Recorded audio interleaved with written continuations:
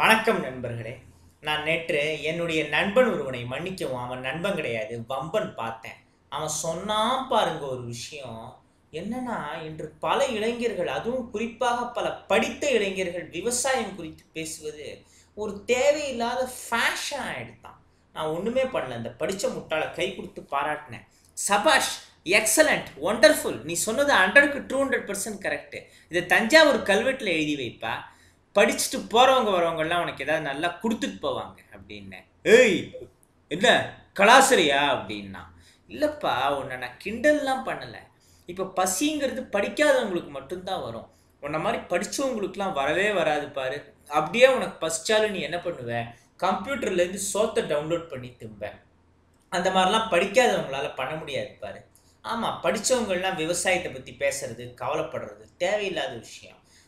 மேலே சொல்லு அப்படின்னு. மேலையும் கீழையும் அவன் என்னை முறைச்சு பார்த்துட்டு, இயற்கை விஞ்ஞானி இயற்கை விஞ்ஞானின்னு சொல்றாங்களே நம்மாழ்வார, அவர் சும்மா இயற்கை இயற்கைங்கிற பேர்ல வேணும்னே அறிவியல் நவீன தொழில்நுட்பத்தெல்லாம் எதிர்த்த பழமைவாதி. அவர் அறிவியலுக்கு எதிரானவர் அப்படின்னா. இதை கேட்டு எனக்கு சிரிக்கிறதா இல்லை கோவப்படுறதான்னு தெரியல. சிரிப்பு பாதி கோபம் பாதி இரண்டும் கலந்து செய்த கலவையா இப்போ என்னோட மனசாச்சு. நம்மாழ்வார் ஐயா அறிவியலுக்கு எதிரானவர் கிடையாது. அது முதல் பாயிண்ட். ரெண்டாவது பாயிண்ட், அவரே ஒரு மிகப்பெரிய அறிவியல் மேதை, விஞ்ஞானி.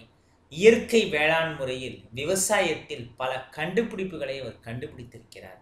அண்ட் தேர்ட் பாயிண்ட், பல கண்டுபிடிப்பாளர்களை அவர் உருவாக்கியும் இருக்கிறார். உதாரணத்திற்கு புளியந்தோப்பை சேர்ந்த அந்தோணி அவர்கள் இயற்கை விஞ்ஞானியின் ஆலோசனைப்படி இயற்கை முறையில் எலுமிச்சை பழத்தில் ஒரு புதிய ரகத்தையே உருவாக்கி இருக்கிறார். இதுபோல் பலரை நாம் உதாரணமாக கூறலாம்.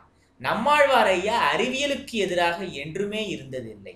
அறவியல் இல்லாத அறிவியலுக்கே அவர் எதிராக இருந்தார்.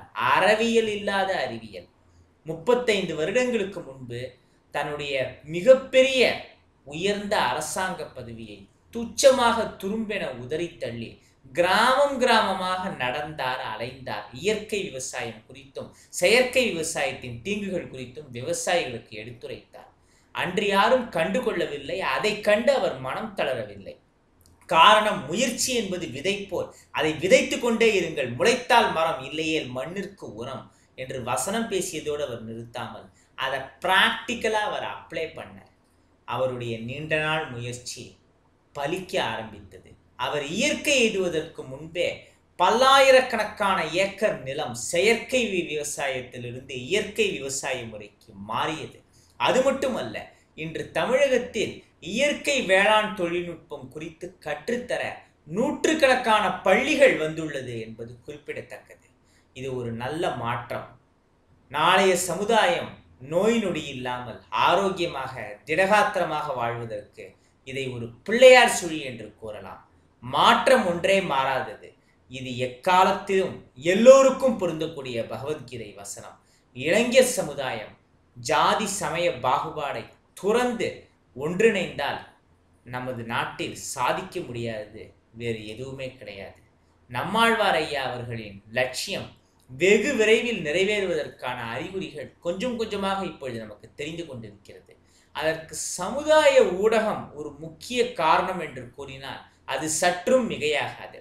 ஃபேஸ்புக், ட்விட்டர் போன்ற சமுதாய ஊடகங்கள் மூலம் நல்ல விஷயங்களை நம்ம சீக்கிரம் மக்களிடம் என்று கொண்டு போய் சேர்க்க முடிகிறது. நம்மாழ்வார் ஐயா பற்றி பேசுவது என்றால் பேசிக்கொண்டே போகலாம்.